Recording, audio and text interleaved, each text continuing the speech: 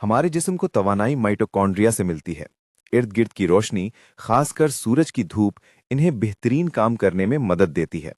पुराने वक्तों में लोग धूप और आग जैसी गर्म रोशनी में रहते थे, जो कुदरत की तरह हर किस्म की मुफीद रोशनी मुहैया करती थी।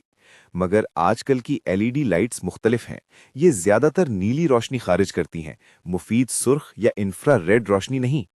बहुत ज्यादा नीली रोशनी माइटोकॉन्ड्रिया को सुस्त कर देती है, जिससे वो पूरी तवानाई पैदा नहीं कर पाते। माइटोकॉन्ड्रिया की थकावट से हम सुस्ती महसूस करते हैं। इससे वजन बढ़ने और बेचैनी जैसे मसाइल भी हो सकते हैं। अच्छी खबर, सूरज जैसी सुर्ख और इंफ्रारेड रोशनी हमारे सेल्स और माइटोकॉन्ड्रिया को दोबारा तवाना और मजबूत बना देती है। ये खास सुर्ख रोशनी महफूज है। ये माइटोकॉन्ड्रिया को तवानाई बनाने और सेहतमंद प्रोटीन तैयार करने में भरपूर मदद करती है। नीली रोशनी सिर्फ जिल्द तक रहती है, जबकि सुर्ख रोशनी कपड़ों और हड्डियों से गुजरकर जिस्म की गहराई तक असर करती है। तमाम माइटोकॉन्ड्रिया आपस में जुड़े होते हैं, इसलिए एक हिस्से पर पड़ने वाली सुर्ख रोशनी पूरे जिस्म को मुस्बत पैगाम भेजती है। सुर्ख रोशनी आंखों के लिए बेहतरीन है, क्योंकि इन्हें ज्यादा तवानाई चाहिए। इसका थोड़ा सा इस्तेमाल भी बीनाई और रंगों की पहचान बेहतर करता है।